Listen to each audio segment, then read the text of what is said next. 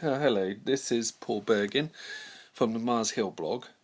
You can find me at www.paulbergin, that's paulburgin.blogspot.co.uk. I'm continuing a series of vlogs of political heroes of mine who I think help change society for the better. Today's is on about Tony Crosland, who helped change the thinking of the Labour Party and brought in the more moderate wing of the Labour Party, brought in a political thought and ideology, or helped to do so at the very least. He was born into a family of senior. His father was senior civil servant and was born in 1918.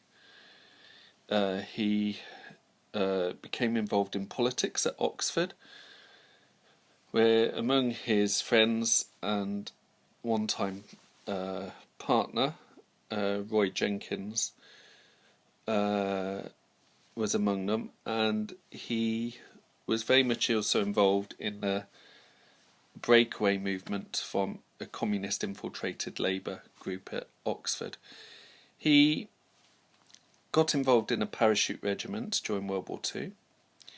After the Second World War, he then was a Don at Oxford and was involved pretty much in the Oxford Labour Party. Among his most famous pupils as an academic were Tony Benn and Norris McWhirter. And Tony Benn was a bit more to the right of the Labour Party then, but you can't think of two more diverse, politically diverse students. In 1950, he was elected for Parliament in Southampton Test, and he held that seat until 1955, but he had a reputation of having a chaotic private life, from being someone who isn't very much involved in gay relationships in his as a young undergraduate. He was quite promiscuous heterosexual in his tastes by the time he was a backbench MP, and was also a heavy drinker, and this got noticed and he never got any promotion. He lost his seat in 1955. During his time out of Parliament, he wrote a book about social democracy and the way and the thought of social democratic thinking. And in 1959 he got elected to Parliament again, this time for Grimsby, which he held until his death in 1977. In Grimsby, he had a very popular reputation. He had a great love for the constituency, and they had a great love for him. He was an assiduous supporter of Grimsby Town Football Club, and he was a great defender of their fishing industry. He was also, like his contemporaries, Dennis Healey and Roy Jenkins, an assiduous devotee of Hugh Gaitskell, and likewise when Gaitskell died suddenly in 1963, Crosland was devastated. He did, however, he is, I think it's what's known as an urban myth, that he said that the choice between Wilson and Brown was between a crook and a drunk. That really simplified a lot. Wilson had a reputation for being an opportunist. Brown had a reputation for being an aggressive alcoholic. And in Brown's case, that was pretty much justified. To a certain extent, opportunism with Wilson, but Wilson was pretty much on the middle ground of the Labour Party, I think. Or he saw the main thing as to try and keep Labour together. During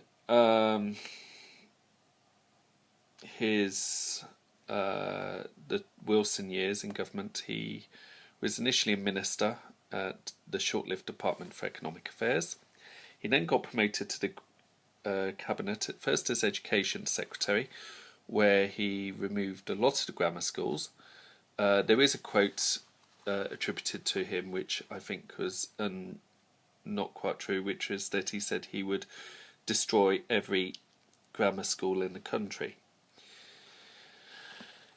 He was then moved to be president of the Board of Trade in 1967. He wanted to be Chancellor of the Exchequer when Callaghan resigned from that post and got moved to the Home Office over devaluation, but there was a job swap with Roy Jenkins.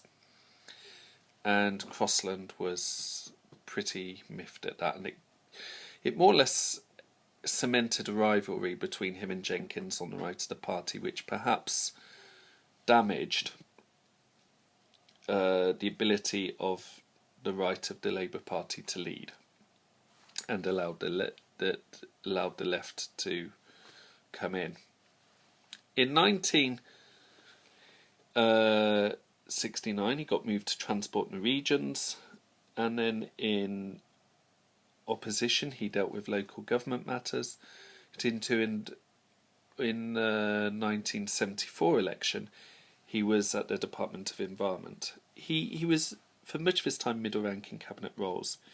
He abstained on the Europe vote in 1971, and in 1972 he stood for the deputy leadership when Jenkins resigned, but did not do well. The right of the party was so split that Jenkinsites refused to vote for him. When Wilson resigned in 1976, Crosland stood as a leadership candidate, but he came bottom with 17 votes. However, James Callaghan, on becoming Prime Minister, promoted Crosland to Foreign Office, whereas Crosland wanted to be Chancellor of the Exchequer. But he kept Healy as Chancellor of the Exchequer, and Healy wanted to be Foreign Secretary. Crosland promised them a job swap before long, but that was not to happen due to Crosland's tragic death in February 1977. Crosland proved himself an adept Foreign Secretary, not least over Rhodesia and in US Anglo relations. But then there came the IMF crisis, where the situation with Britain's debt was so bad we had to, our economic state was perilous to say the least, that we had to ask for a loan from the IMF.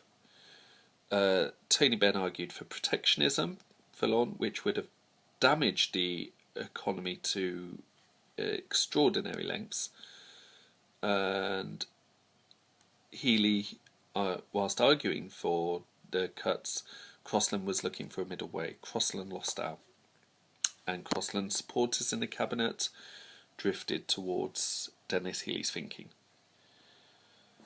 Crosland was a keen arch supporter of Keynesian economics, and the IMF crisis just about demolished Keynesian economics, and you can see it in Callaghan's speech in 1976 when he said, "You cannot spend a way out of a recession. We used to think you could do that. It is impossible." The Social Democratic wing of the Labour Party needed a radical rethink, and fast, and they weren't quick enough. Crosland may have been able to be the man who could have done that once he had licked his wounds, and that may have helped make him leader of the Labour Party when Callaghan resigned in 1980, and a lot of the defections to the SDP might not have happened, and Crosland could have remained, could have brought Labour in, could have remained the bulk of the party, and he could have ended up becoming the next Labour Prime Minister in the 80s. Or he might not have succeeded in time, but his successor may have become Labour Prime Minister by 1992 at the latest. But this is all speculation. It's all ifs and buts, which is a bit difficult to do. Although it's safe to say that he would not have joined the SDP. Tragically, no, Crosland died several days after a massive stroke in February 1977, at the height of his political career, in terms of status as Foreign Secretary. But his ideas lived on to a certain extent. He showed that for Labour to do well, it pretty much had to tack to the centre ground. The right of the party pretty much needed to develop and change and to be pragmatic and open. And therefore some of Crosland's thought and some of his thinking, not least in his book The Future of Socialism, which he wrote in his period out of Parliament in the 1950s, showed a way forward for future Labour moderates such as John Smith, Roy Hattersley, and then Tony Blair, Gordon Brown, and then David Miliband, and now some of the present Labour backbenchers. So Crosland's contribution to society was not just changing some of our education system, but more to the point, showing the value of centre ground politics and the value of pragmatism and adapting to events. Ultimately, though, in the last challenge of Crosland's career, it was Healy who adapted and not Tony Crosland. But I think if Crosland had lived, that wouldn't have been the end of the fight for him.